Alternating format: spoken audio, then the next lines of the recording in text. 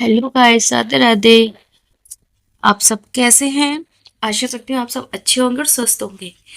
तो मैं दिखाती हूँ आपको। आवाज बंद कर इसकी। कल हमने, देखो, मंदिर को ना मेज पे स्टैंड पे रखा है, क्योंकि नीचे क्या था, एक तो चूहे बहुत हो रहे हैं, हमारे चूहे भी घुसे, देखो नीचे निशान भी बन गया। और झाड़ू लगाओ तो झाड़ू भी देखो कितना ही बचा के करो, फिर भी मंदिर में झाड़ू लगती थी, पोछा भी टच होता था।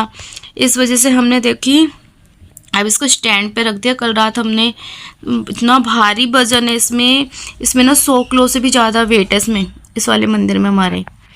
इसको ठान के उसके ऊपर रखना, भाई हालत ख़राब हो गई, उनके लग भी गई माथे में। ठीक है, अभी दिखाती हूँ, रुक जाइए आप। हाँ, पूछिए भाई, क्यों नहीं गया स्कूल आज? क्यों नहीं गया?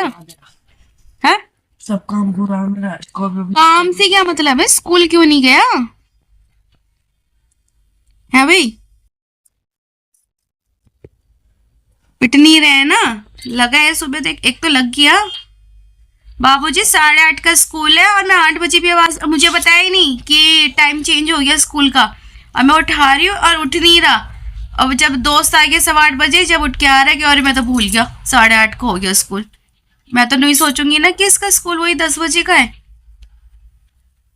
टाइम देख, क्यों नहीं गए स्कूल? और पेपर कब से? 20 से? 19 से? इसी 19 से? बहुत अच्छे काम हो रहे हैं, है ना? मैं तो अपने आप उठाना बस की नहीं होता क्या मैं तो तुम्हें? हाथ पकड़ के उठाओ और बैठा दो। चल बाहर। हाँ भाई, क्या पूछ रही हूँ? स्कूल जाना नहीं है? चिंता नहीं है? 16 तारीख हो गई, 2 दिन बाद पेपर है और बाबूजी छुट्टी कर रहे हैं। देख लिया, डैड साहब भी छुट्टी करके बैठे हैं। जितने चाहिए बच्चे तो। और गाइस, कल का मैच तो लाजवाब था। मतलब इतिहास रचा है इंडिया ने, वाकई इतिहास रचा है। और पहले पहले पाकिस्तान कह रही थी कि हमें खेलना नहीं है इंडिया के साथ। अरे भैया, तुम खेल ही नहीं सकते हो, तुम्हें कुछ है ही नहीं, तुम क्या खेलोगे? सिर्फ बातें बना सकते हो और कुछ नहीं कर सकते। कितनी धज्जियां उड़ी हैं, मजा आ गया हमारे। मैंने शॉर्ट्स डाल रखी है इसी चैनल पे, आप जाके देखना। मतलब इतनी आतिशबाजी हुई है ना हमारे मेरठ में भी खूब अच्छे से, जब इंडिया जीती, पटाखे फूटे हैं। भाई इंडिया जीती है तो अपने को तो गर्व होना चाहिए ना। पाकिस्तान तो बेकार है, खामे खा ये आती है और अपना एटीट्यूड दिखाती है खामे खा की, कि हमें इंडिया के साथ नहीं खेलना। अरे तुम्हारी है कुछ जो तुम इंडिया के साथ खेलोगे?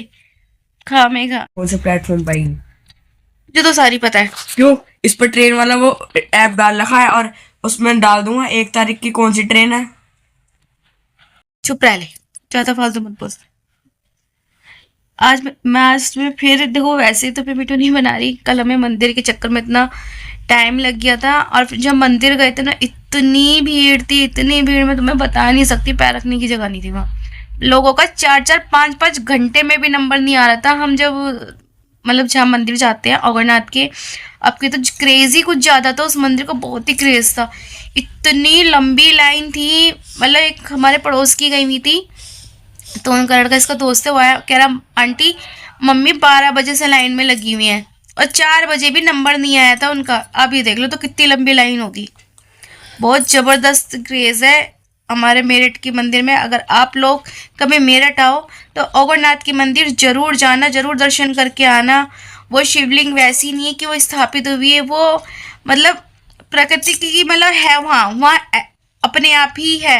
और वो देखो हमें तो नहीं पता, लेकिन कहते हैं कि पहले वो बहुत बड़ी थी, अब वो दिन पे दिन नीचे ढसती जा रही है वो। अब इतना, अब शिवलिंग खुद ही दर्शन करना, आपको पता चलेगा। पहले छोटी सी शिवलिंग रह गई है बहुत, मतलब हाँ, मतलब मैं कैसे बताऊँ, आप खुद आके देखो, आपको जब पता चलेगा। लेकिन दर्शन करने के बाद जो आनंद मिलता है ना, वाकई में एक अलग ही एनर्जी मिलती है वहाँ जाकर।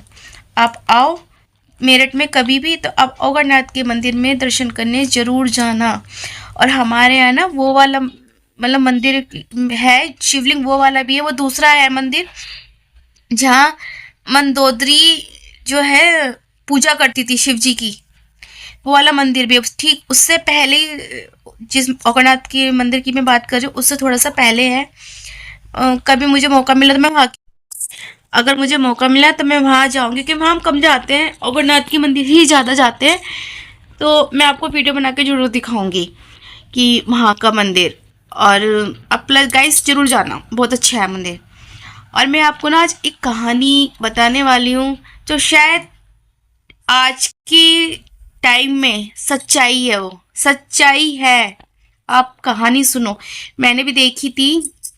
तो मुझे मतलब ऐसी कहानी जो मुझे अच्छी लगती है ना, तो मुझे लगता है कि आप लोगों को मैं बताऊं, उससे थोड़ा सा देखो आदमी को नॉलेज ही मिलती है।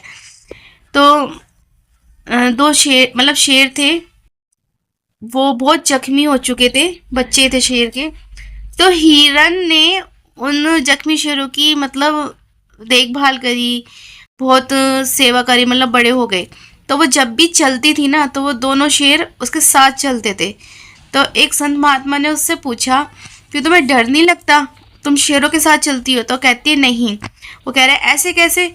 कि मैंने इनकी ना रक्षा करी थी, इनकी सेवा करी थी, इनकी हेल्प करी थी, तो ये मुझे माँ की तरह मानते हैं, इसलिए मेरे साथ चलते हैं कि मेरी माँ को मतलब कोई कुछ ना कहे। एक होता है ना सपोर्ट होता है, वो चीज़, वो वाली चीज़।